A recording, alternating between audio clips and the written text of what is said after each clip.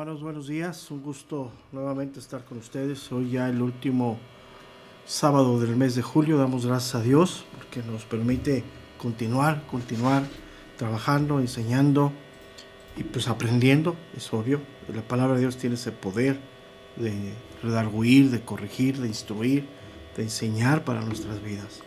Hemos estado mucho tiempo en esta primer bloque, el primer capítulo de Tito. Si hoy permite el tiempo, yo creo que sí. Hoy terminaremos este primer bloque de Tito. Un bloque muy desafiante, muy importante, ¿no? En esta carta dirigida a Tito, en condiciones Tito tenía mucha adversidad en Creta en cuanto a lo que iba a enseñar, por las ideologías, por los pensamientos, por la influencia de muchos pensadores y de muchas ideologías, ¿sí?, que ya existían en ese tiempo, ¿no? Ya había muchas ideologías, ¿no? Hoy seguimos igual, hay un montón de ideologías, de pensamientos, aún dentro de la iglesia, ¿no? El domingo pasado enseñaba acerca de ese versículo de Santiago de ungir al enfermo y de todo lo que ha desatado ese versículo. Y no toqué profundamente lo que ha desatado, porque no es la intención de entretenernos en todo eso, ¿no? Pero los comentarios que me han hecho los hermanos de sus experiencias en congregaciones donde se dedican o hacen o tienen esa ideología ha sido tremendo. Es totalmente, en un punto podemos culminar eso totalmente fuera de la voluntad de Dios, o sea, fuera totalmente. Aunque es una práctica recurrente en la iglesia, ¿no? Yo la he denominado la iglesia moderna, que se caracteriza, la iglesia moderna, por creer que conocen a Dios, pero hay un verdadero desconocimiento de Dios. A pesar de hoy la ciencia, ¿no? Hoy yo tengo un programa paralelo aquí en mi computadora que me impresiona lo que encuentro, que extraer las verdaderas palabras que están escritas ahí es algo que nos ayuda, es una herramienta, ¿no? Y hoy, a pesar de toda esa tecnología, acá tengo otra plataforma otra parte de la plataforma donde puedo tener varias versiones de la Biblia activas. En un momento, con tocarle puedo cambiar de una versión a otra, y es algo que hoy nos ayuda para la edificación de la iglesia. Voy a retomar el inicio del verso 16. Toqué un poquito hace 8 días, pero la verdad es que es algo muy fuerte lo que viene hablando el apóstol Pablo a Tito, ¿sí? Y empieza a marcar esa gran separación entre los creyentes y los no creyentes, entre los verdaderos hijos de Dios y los que no son hijos de Dios.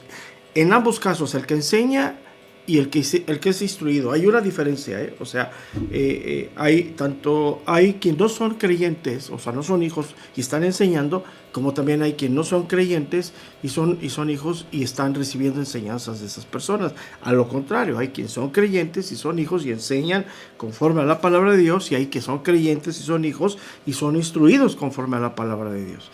Pero voy al versículo, verso número 16.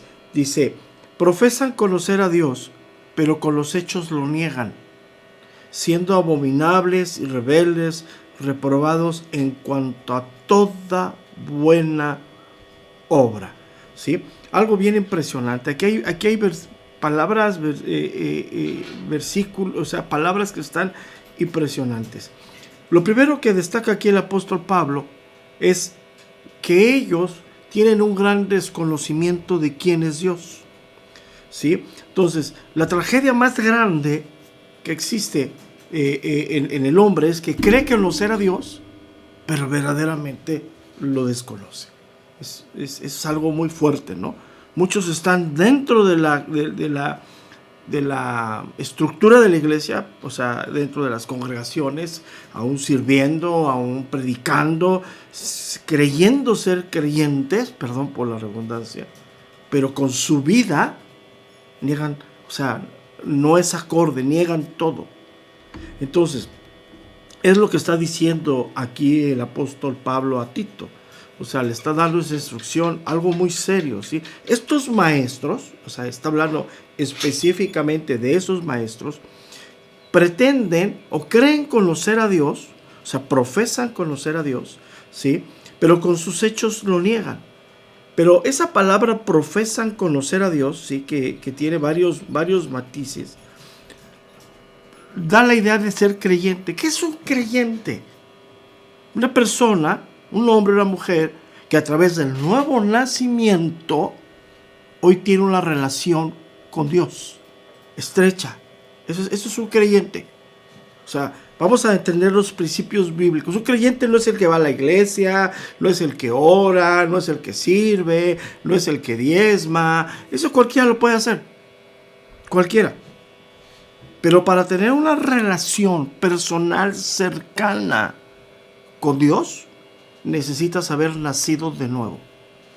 Necesitas ser creyente. Entonces, profesan conocer a Dios, dice. Profesan, creen conocer a Dios. Dice, ¿por qué? Porque ellos se sienten creyentes. Pero verdaderamente, lo que dice Pablo aquí, pero con sus hechos lo niegan, lo que Pablo está diciendo, no le conocen. Y una de las cosas que es sinónimo de la Escritura es que creer en Dios y conocer a Dios son cosas sinónimas, cosas que están íntimamente relacionadas en las Escrituras. Creer en Dios y conocer a Dios es prácticamente hablar de lo mismo. ¿Por qué? Porque la Biblia nos enseña que creer en Dios y conocer a Dios es entrar en el camino de la vida eterna, en ese nuevo camino que es el nuevo nacimiento de la vida eterna. La vida con quién? Con Dios, porque Dios es un Dios eterno. Entonces, eso es algo bien importante, ¿no? Entonces, el creer en Dios es el camino de la vida eterna, y la vida eterna consiste en conocer a Dios e ir avanzando en su conocimiento. Esto es fundamental. Creer en Dios es conocer a Dios e ir avanzando en el conocimiento de Dios. Creíste en Dios para nacer de nuevo, sigues creyendo en Dios y vas avanzando en el conocimiento de Dios. Eso se llama madurez cristiana, conocimiento de Dios. Eso se llama crecimiento espiritual. Bíblicamente se entiende como renovación que tiene que haber en nosotros. Citaba yo hace 8 días un versículo impresionante que encierra prácticamente el mensaje o el contenido del Evangelio de Juan. Juan 17:3 es como el centro de ese Evangelio, que es impresionante, el Evangelio de Juan. Perdón, dice Juan 17:3, y esta es la vida eterna, que te conozcan a ti, el único Dios verdadero, y a Jesucristo a quien has enviado. O sea, conocer al Dios Padre es conocer a Cristo. Conocemos a Dios a través de ¿quién? De Jesucristo. Fundamental, fundamental.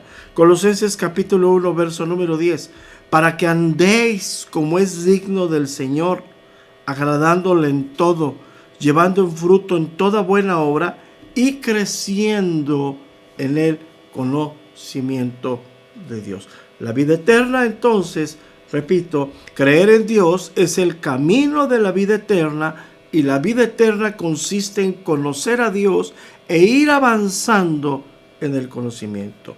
Entonces, por lo tanto, la fe en Dios conduce al conocimiento de Dios, y quien desconoce a Dios no ha creído en Él de verdad. O sea, no ha creído en Dios. Entonces, ¿qué es lo que está diciendo Pablo aquí en el verso 16? Profesan conocer a Dios, le está diciendo, se creen creyentes, pero en realidad no lo son. Se creen, fíjate, y en este caso particular, no solamente se creen creyentes, se creen maestros. Es algo bien fuerte esto, ¿no? Pero en la realidad no lo son. O sea, no son ni creyentes, ni mucho menos son maestros de la palabra de Dios. Es algo muy fuerte, ¿no? Entonces, ahora, ¿por qué tienen esa aceptación? Porque lo que enseñan, ¿sí?, aparentemente es algo especial de Dios. Tiene esa parte que atrae a la gente, que seduce a la gente, pero seduce a alguien, en particularmente a alguien, que venimos a hablarlo de algunas semanas atrás, de los inconstantes. Si tú sigues siendo un inconstante en creer en Dios y conocer a Dios, en cualquier momento te van a seducir. Y vas a entrar en ese conocimiento. ¿Por qué? Porque te van a fascinar con ese conocimiento de cosas grandes de Dios, porque ellos supuestamente conocen a Dios. Eso se conoce como caminos esotéricos, lo que hablaba yo el domingo. O sea, el creyente que va a abrir un negocio y que cree que para que le vaya bien tiene que ir el pastor, el obispo, o como tú quieras llamarlo, a ungir su negocio, y cree que con eso va a haber prosperidad, pero roba, pero no cumple con pagar a los empleados, no da a los clientes lo que promete, pero ya hizo su acto esotérico, ¿no? No. Tenemos que tener mucho cuidado, como yo lo decía el domingo. Es tiempo, iglesia, de despertar y de erradicar todo ese tipo de ideologías humanas que se han infiltrado fuertemente en las iglesias. Fuertemente. Gran número de personas está en ese camino. Entonces, los engañadores pretendían tener un conocimiento especial de Dios y proponían a sus adeptos caminos esotéricos para alcanzar un conocimiento semejante. Ponte, haz, come, haz esto, haz el otro. Sin embargo, en este camino, normalmente a través de la historia, hay dos divisiones de comentaristas, de gente que ha estudiado esto. Ellos pensaban que eran los judaizantes, algunos, ¿no? Los judaizantes exigían a los recién convertidos que se sometiesen a ritos de purificación del proselitismo judío. Pero hay otros que en cambio dan evidencias de un movimiento que se conoce como el gnosticismo, doctrina religiosa esotérica y herética que se desarrolló durante los primeros siglos del cristianismo y que prometía a sus seguidores conseguir un conocimiento intuitivo, misterioso y secreto de las cosas divinas que les conducían a la salvación. Fíjate desde cuándo está eso, Hoy la filosofía y la idea que se conoce como el mesianismo, ¿no? Que te hagas judío. No, es algo tremendo, ¿no? Vístete, ponte, guarda el sábado, guarda las fiestas. Conocimiento esotérico. Conocimiento que te lleva y te acerca a Dios. No. Pero aquí había algo bien particular en este tipo de personas. Según la historia, estos falsos maestros tenían una mezcla entre el helenismo y el judaísmo. O sea, eran así como los judaizantes reformados, para que me entiendas. Algo impresionante, ¿no? ¿Por qué? Porque en ese tiempo el pensamiento que predominaba, la corriente ideológica que predominaba era la corriente helénica, que aún el mismo judaísmo abrazó. Aún el mismo judaísmo aceptó. Y hoy muchas de las cosas que se enseñan en esa ideología que te hagas judío vienen de la corriente helénica. Ni idea tienen verdaderamente. Libros de hombres como el Talmud, unas cosas impresionantes como la Kabbalah, cosas impresionantes. Pero sin embargo, lo más impresionante de esto, dependiendo de la ideología, es algo bien impresionante, ¿no? ¿Qué ideología abrazas? ¿Qué tipo de pensamiento humano abrazas? Lo más impresionante de esto es que ellos se sentían creyentes y pensaban ellos, y eso es lo que enseñaban, que tenían una relación cercana con Dios, Pero Pablo dice, profesan conocer a Dios, pero con sus hechos lo niegan, o sea, con su vivencia lo niegan. Porque esa palabra hechos y la palabra obra es la misma en el griego. La misma palabra, la misma definición. Y ahorita la vamos a dar. Es algo impresionante, ¿no? O sea, podemos resumir que lo que enseñaban esos hombres sonaba bien, pero engañaban. Y engañaban a los indoctos, a los inconstantes. Pero con su vida, ahí es el punto, negaban a Dios, al cual, escúchame bien, ellos profesaban seguir. Ellos decían que tenían cercanía con Dios. Son como los falsos maestros que Pablo denuncia en 2 de Timoteo 3:5. En 2 de Timoteo 3:5 dice que tenían la apariencia de piedad, pero negaban su eficiencia, ¿no? O sea, en la teoría no lo niegan, pero en la práctica totalmente. O sea, el hecho de que sepan algunas cosas, el hecho de que tengan la capacidad de enseñar, el hecho de que tengan cierto nivel de conocimiento, pero la vida está ajena totalmente a eso. Ese es el punto importante. Y hoy es una de las cosas que ha dañado muchísimo a la iglesia moderna, el doblez de vida. No tienes idea, hermano. Muchos se sienten con la capacidad de acusar a otros cuando verdaderamente en su propia vida, ¿cómo están? Porque cuando tú vas a denunciar a otro, cuando tú ves lo mal que está otro, primeramente ya debes de haber visto tu vida. Sí, podemos hacerlo. Yo no estoy diciendo que no.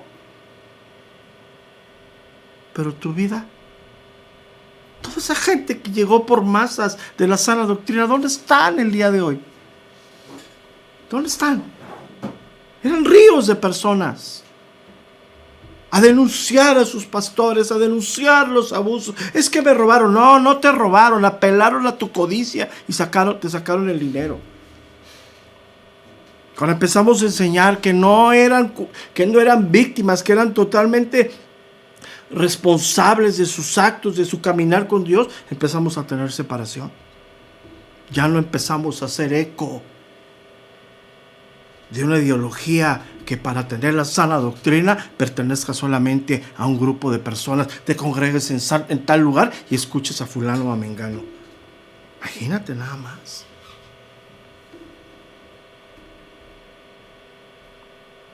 Fuerte, ¿no? Un doblez de vida. Mira, el apóstol Pablo, hablando de ese principio de vida, el principio de vida es este. Mi vida es acorde a lo que pienso, a lo que creo.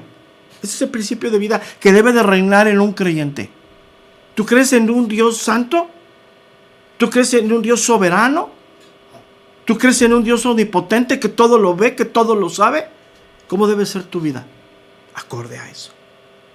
Sí, imperfectos, inconstantes, volubles, odiosos. Sí. Pero aquí Pablo dice algo bien importante. Rebeldes, abominables, rebeldes y reprobados. Ahorita vamos a ver qué significa todo eso. Son cosas bien fuertes, Entonces, una de las cosas que estaba viviendo ese tiempo y que hoy se ha sido como un matiz de la iglesia moderna, el doblez de vida, la hipocresía. Fuerte, muy fuerte esto. ¿Por qué? Porque nada más queremos oír de Dios como un susurro a nuestra vida, como si Dios estuviera allá y yo acá, y tomo de Dios lo que me conviene y lo que no me conviene lo desecho. Y esa es la ideología que hoy se ha metido a las congregaciones. Hoy me voy y me refugio en una mega congregación a donde no pasa nada, donde paso inadvertido, pero yo voy el domingo, alabo a Dios, doy mi diezmo, mi ofrenda, y si me nace servir ese domingo sirvo y me pierdo en la multitud, pero salgo de ahí y mi vida es totalmente en contra de los principios de Dios. Y no solamente mi vida, y aquí es lo más grave, la vida de mi familia, de mis hijos, de mi esposa. Y así ha pasado. Así ha pasado. Ideologías, pensamientos. Cuando empezamos a hablar acerca del valor de la mujer, de darle lugar a la mujer en la familia, en la casa, y me tacharon de ser feminista, de no sé qué tal. No te equivoques. ¿Cuántos de nosotros hemos tenido que pasar experiencias en nuestro matrimonio que a veces Dios por alguna enfermedad, algún tiempo deshabilita a la esposa y nos hacemos responsables de todo? Hermano, no podemos. No, mira, nos da, ¿cómo se dice? Nos da el cuarto para que no queremos aventarnos del balcón. Cuando tienes que estudiar, cuando tienes que trabajar y todavía atender a tus hijos. Entonces ahí volteas y dices, ¿dónde está la que desprecias? La que ves como objeto. Pero eres un machista. No, tranquilo. Hasta se fueron de las congregaciones. Se fueron porque ya no entienden la visión que Dios me está dando. ¿Qué pasa con el pastor? ¿Dónde está lo de la familia? ¿En dónde dice la familia la Biblia? Pues en Deuteronomio. En el primer evento que Dios hace con su pueblo, antes de sacarlos, les dice que partan el sacrificio en familia, la Pascua.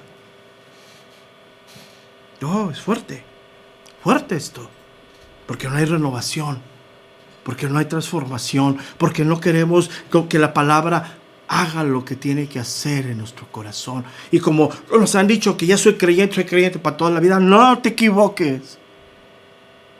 En cuanto a Dios tenemos la salvación segura, pero podemos apostatar, podemos negar la fe, como muchos la han negado por una simple pandemia. ¿Dónde están tantos, como lo mencionaba el domingo de este hermano? ¿Dónde están? ¿Dónde están?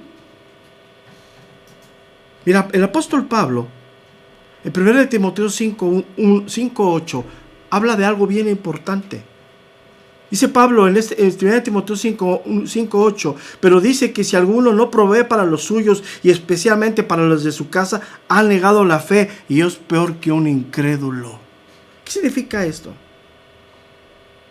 Puedes decir que amas a Dios, puedes tener grandes conocimientos de la Biblia y asistir fielmente a la iglesia, pero si no cumples con aquellas obligaciones elementales de integridad y de amor, tus acciones denuncian que tu profesión de fe es falsa. Tremendo, ¿no? Tremendo.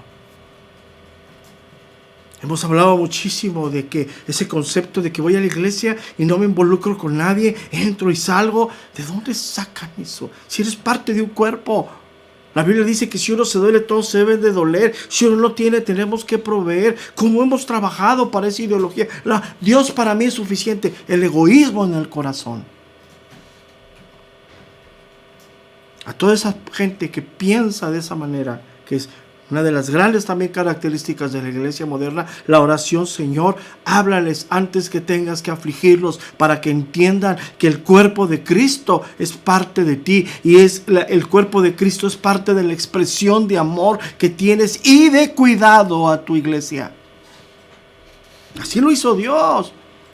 Somos odiosos, volubles, inconstantes, pero nos llamó a caminar juntos con un mismo propósito: llegar al día de la salvación, el día que se acabe el buen tiempo y venga Cristo por segunda vez.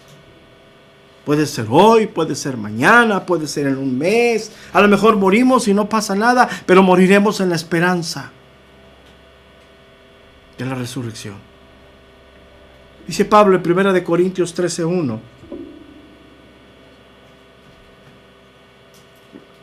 Primera carta de los Corintios, capítulo 13, verso número 1, dice: si yo hablase lenguas humanas y angélicas. Está hablando en una hipérbole, en una exageración. No quiere decir que hay lenguas humanas y angelicales como muchos han trastornado. Y no tengo amor, que es el principio, el amor que viene de Dios. Vengo a ser como metal que resuene, címbalo que retiñe.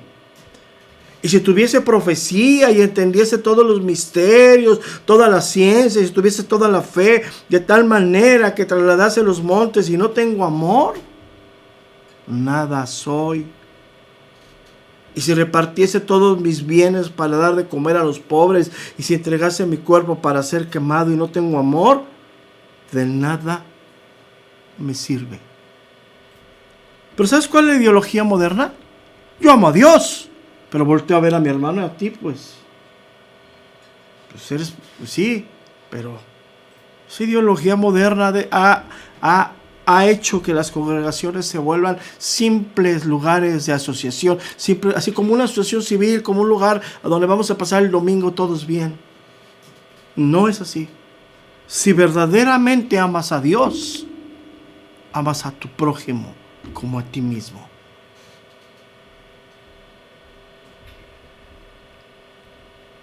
Y el apóstol Juan nos da este principio. ¿Qué hacía Cristo? Amaba al prójimo. A eso vino. Se sentó con publicanos, con prostitutas, con ladrones. ¿A qué? A compartirles de la salvación. Eso fue a ver Cristo. En la expresión silenciosa, decía yo en la clase de familia, en la expresión silenciosa más grande de amor al mundo. La cruz de Cristo grita al mundo: Dios te ama. Pero el mundo no quiere eso. El mundo quiere recibir el amor de Dios y darle el amor a Dios como Él quiere. No, hermanos. Y aún la iglesia lo quiere hacer así. Dice 1 Juan 2:6, el que dice que permanece en Él debe de andar como Él anduvo. El que dice.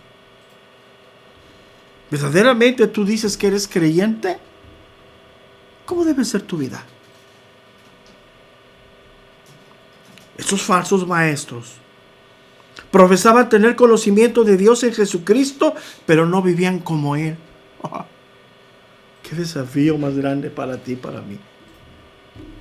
Yo cuando leo estos versículos digo, ¿cómo puede haber creyentes extraviados cuando tenemos un propósito enorme en la vida, tú y yo? ¿Sabes cuál es el propósito enorme en la vida que te arde por dentro? Transformarte a la imagen del Hijo de Dios. ¿Cómo puede la iglesia estar dormida? ¿Cómo puede la iglesia perder la verdadera visión, el verdadero propósito que tiene para lo que fuimos creados en el momento de nacer de nuevo? Hacernos a la imagen del Hijo de Dios. Y hoy, todo despacito, con indiferencia, lentos. No.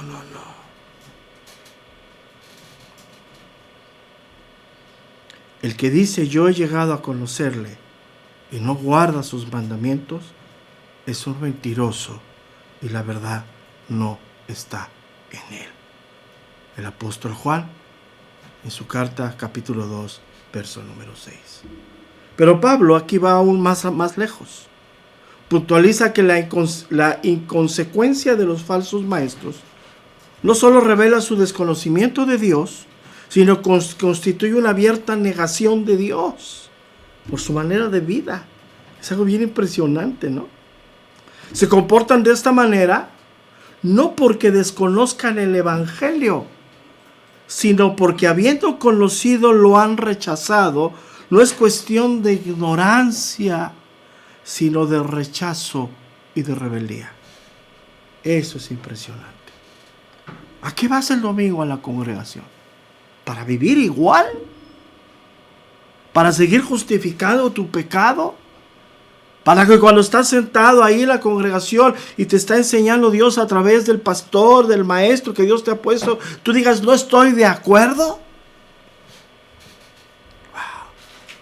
No coincido con el punto de vista. Rebelión en tu corazón. Porque lo que hay en ti es una rebeldía tan enorme que no te quieres someter a la revelación de Dios. Porque no te gusta quien está hablando. Porque sientes que es agresivo. Porque le falta amor. Pretextos, hermano. ¿Cómo crees que predicaba el apóstol Pablo? Mira, ¿cómo crees que predicaba aún siendo el hombre más manso del mundo? Cristo. ¿Por qué crees que lo querían matar? ¿Por qué crees que agarraban piedras y lo querían lapidar? Porque les decía la verdad, con toda paciencia y con todo amor. Pero hoy estos hombres no se querían someter a la revelación de Dios, pero preferían acariciar sus propias enseñanzas legalistas. Ponte, haz, sube, baja, unge tu casa, unge a tu hijo, unge tu coche, unge tu negocio. Prácticas, ideologías de hombres. Entonces, como consecuencia de esto, Pablo pone 3 cosas impresionantes. Aquí vamos a entrar. O sea, la gran división que hay. Dice abominables. Esa palabra, abominables, ¿sí? Obviamente se entiende abominables ante los ojos de Dios. Esta palabra tiene una asociación muy grande con idolatría. O sea, Dios rechaza totalmente la idolatría. ¿Y quién hace la idolatría? Es algo bien importante, ¿no? O sea, profesan muchas veces hablar de las abominaciones. O sea, los profetas, por ejemplo, hablaron muchas veces acerca de las abominaciones de Israel, yendo en pos de otros dioses y negando al Dios verdadero. En pos de otros dioses. El profeta Isaías, el profeta Amós, fuertemente.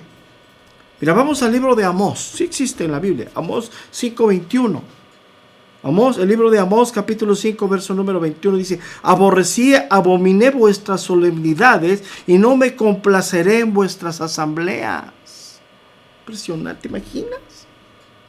¿Te imaginas ir el domingo y hacer todo un rito que Dios rechaza? ¿Has estado en esos lugares? Yo sí. Cuando nacimos de nuevo era algo impresionante. ¿Dónde estábamos? Y volteábamos los ojos al cielo. Señor, ¿dónde tenemos que estar? La reunión dominical era algo totalmente contrario a la que el alma y el espíritu deseaba de parte de Dios. Dice el verso 22: y si me ofrecieres vuestros holocaustos y vuestras ofrendas, no los recibiré, ni miraré a las ofrendas de paz de vuestros animales engordados.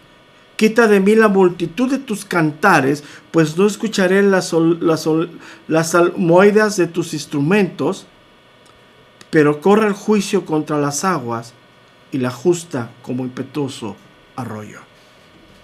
Impresionante. Había una indignación de Dios. Escucha bien en esta porción que leímos. Escucha bien lo que voy a decir. Había una gran indignación de Dios ante la hipocresía de Israel. Nos deja mucho que pensar. Verdaderamente hemos entendido la integridad que debe haber en nuestros corazones hacia Dios y hacia los demás. Verdaderamente hemos entendido la importancia de nuestros anhelos, de nuestras maquinaciones, de nuestros deseos. Es válido. Es válido tener anhelos, pretensiones, deseos. Es totalmente válido. No somos personas muertas. Más Dios nos diseñó así. Pues cuando puso el árbol, le dijo: todo podrás comer, pero de este árbol no. O sea, todo lo que ves ahí te va a despertar deseo, te va a despertar atracción, pero esto no lo tocas.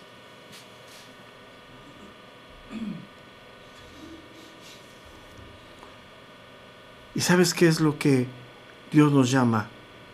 A una vida que es de amor y de justicia. ¿Y qué es eso? El amor a Dios y el amor al prójimo. Y la justicia es la práctica de la vida cristiana. La persona justa es la que vive bajo los principios de Dios, no en los conceptos humanos, ¿no? Entonces estos maestros hacían todo esto contrario. No había amor y no buscaban a través de sus vidas agradar a Dios. ¿Por qué? Porque despreciaban la revelación de Dios e iban en pos de sus propios dioses. Te lo voy a poner así: de sus propios pensamientos. O más te lo voy a poner de otra manera, de sus dioses de bolsillo. Un Dios conforme a lo que yo quiero que tú seas. No me interesa lo que digan. Yo a ti te quiero así. En el Nuevo Testamento habla muy fuerte y es muy fuerte acerca de la hipocresía. De hecho, cierra la Biblia en uno de los libros más difíciles de interpretar, porque es el libro profético del Nuevo Testamento, ¿no? Todo lo que hablemos, todo lo que digamos, nos vamos a quedar cortos todo el tiempo porque es un libro profético, que no se ha cumplido hasta que no sea el regreso de Cristo. Apocalipsis 3:16. ¿Qué dice Apocalipsis capítulo 3, verso número 16? Pero por cuanto eres tibio y no frío ni caliente, te vomitaré de mi boca. Fuerte, ¿no? Fuertes expresiones.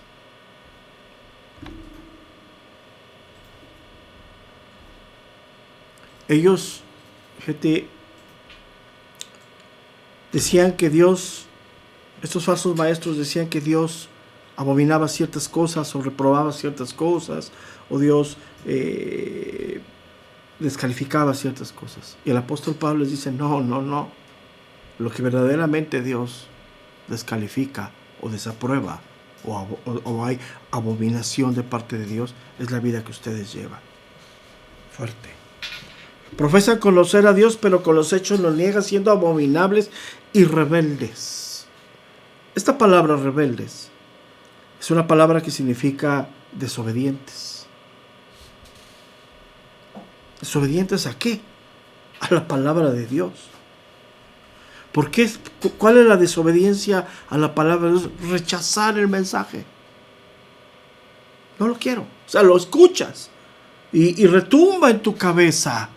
Pero dices, no lo quiero. Lo rechazo totalmente. No hay voluntad de sometimiento a la palabra de Dios. Y prefieren seguir con sus propios pensamientos, sus propias enseñanzas. Es impresionante, ¿no? Es una de las cosas que hoy caracteriza a la iglesia. Cristianos de años siguiendo viviendo igual. Pasa. ¿Qué pasa? Luego dice, reprobados en cuanto a toda buena obra. Esa palabra reprobado significa inútiles. Y la palabra obra, sí, que es la misma palabra de hechos, significa, la voy a decir del griego, significa trabajo, tarea, misión, función, y también significa expresión práctica. ¿Qué significa esto? Hemos sido diseñados para algo, ¿no? Para que, escúchame bien, para que a través de nuestras vidas Dios sea glorificado. A eso hemos sido diseñados. Para eso Dios hizo la renovación, hizo la regeneración en nosotros. Para eso Dios nos hizo nacer de nuevo y puso una simiente nueva en ti y en mí, para que a través de nuestra vida, de lo que somos, no de lo que decimos, que tiene que coincidir lo que decimos con lo que hacemos totalmente. ¿Para qué hemos sido diseñados tú y yo? ¿De qué buenas obras está hablando aquí? Conforme al diseño de Dios. Las buenas obras que habla aquí es no darle a los pobres, ni a visitar a los huérfanos, a los enfermos. Mira, eso cualquiera lo puede hacer, aunque es parte de. No lo voy a negar. Parte de. ¿Qué trabajo nos cuesta eso? Pero la palabra inútil significa reprobados para el diseño de Dios. Entonces, la salvación, ¿qué trae? Una renovación. Trae una regeneración que debe entrar en un proceso de transformación todos los días.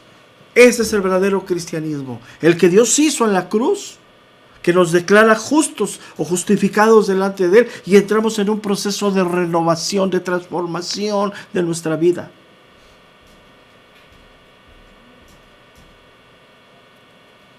Dice Romanos 8:29, porque a los que antes conoció, también los predestinó para que fuesen hechos conforme a la imagen de su Hijo, ahí soberano Dios, para que Él sea el primogénito entre muchos hermanos. Entonces, ¿qué son las buenas obras? Aquellas que provieran de Dios para nuestra vida. Esa regeneración que inició tiene propósitos de transformación para que nuestra vida glorifique a Dios. Para eso hizo la limpieza profunda en nuestro corazón. Para eso, escúchame bien, Cristo vino a morir en la cruz por ti y por mí, para hacer transformación en los hombres, a todo aquel que cree. Entonces, cuando el corazón ya ha sido limpiado, debemos entrar en ese camino de renovación total. ¿Para qué? Para que a través de esa renovación Cristo sea glorificado a través de nuestras propias vidas. Esa es la iglesia de Dios. Pero sin embargo, esos hombres rechazaban el evangelio y vivían en su propio egocentrismo, sus propias ideologías. Por eso están totalmente rechazados de Dios, reprobados en cuanto a Dios. Y una de las cosas que hoy, desafortunadamente, la iglesia ha minimizado, no le da la prioridad, ha olvidado ese principio, que solamente tú y yo podemos ser transformados. Obviamente ya nacimos de nuevo, solamente tú y yo podemos ser transformados por la palabra de Dios. Todo lo que hacemos como iglesia debe ser enfocado por la palabra de Dios para la transformación y renovación de cada uno de nosotros. El domingo es ese propósito. Las cápsulas, el día del instituto, todo lo que hacemos es en este propósito. Ya te lo voy a poner bíblicamente. Segunda de Timoteo 3:16. Segunda carta de Timoteo, capítulo 3, verso número 16. Toda la escritura es inspirada por Dios. Todo. Y útil para enseñar, para redarguir, para corregir, para instruir en justicia, bajo los principios de Dios significa, a fin de que el hombre de Dios sea perfecto, eternamente preparado para toda buena obra, eternamente preparado para el diseño que Dios lo dio. Tú tienes un diseño de parte de Dios y tienes un propósito en Dios. Pero si no le das importancia a tu vida, la herramienta, el alimento que te va a hacer esa transformación, hay problemas. Y los falsos maestros que han existido a través de la historia seguirán vigentes. Y seguirán trayendo doctrinas de fascinación que cabe muy bien hacia los inconstantes e indoctos de las Escrituras. Entonces, lo que Cristo hizo en la cruz trajo una limpieza, con un propósito, con un diseño de parte de Dios. ¿Cuál es? Que tu vida, hermana, hermano, glorifica a Dios. Tus actos, tu manera de comportarse. ¿Quién eres tú en Cristo? Pero si sigues en ese camino de rebelión, es un camino difícil. Para eso tenemos que estar vigilando constantemente nuestra vida, escúchame bien, a través de las Escrituras. No la vida de los demás, tu vida. Cuando revises tu vida ante las Escrituras y salgas aprobado, pues ya tendrás tiempo de ver a de otros. pero normalmente salimos reprobados. No desechados, no estoy hablando de eso. Cuando tú verdaderamente ves lo que la Biblia dice que debemos de ser y nos vemos ante el espejo de la palabra de Dios, nos damos cuenta de la necesidad que tenemos de Dios. Como siempre, hermanos, como siempre, es un verdadero gusto estar con ustedes a través de este medio. Ha sido ya casi más de 2 años que hemos estado en este medio enseñando. Esperemos que ya haya posibilidades de podernos ver de manera presencial, aunque nos vemos los domingos como único día. Esperemos que pronto podamos regresar el sábado, los jueves, como lo veníamos haciendo por años. Pero siempre es un gusto estar enseñando la palabra de Dios, estar compartiendo con ustedes lo que nos edifica, lo que nos transforma, lo que nos afirma, que es el Evangelio, la doctrina que viene de Dios. Y pues me queda más que seguir invitándolos para este domingo a las reuniones generales. Las congregaciones están abiertas, trabajando con todos los protocolos que podamos tener. Siguiendo los protocolos, pues minimizamos el contagio que podamos tener.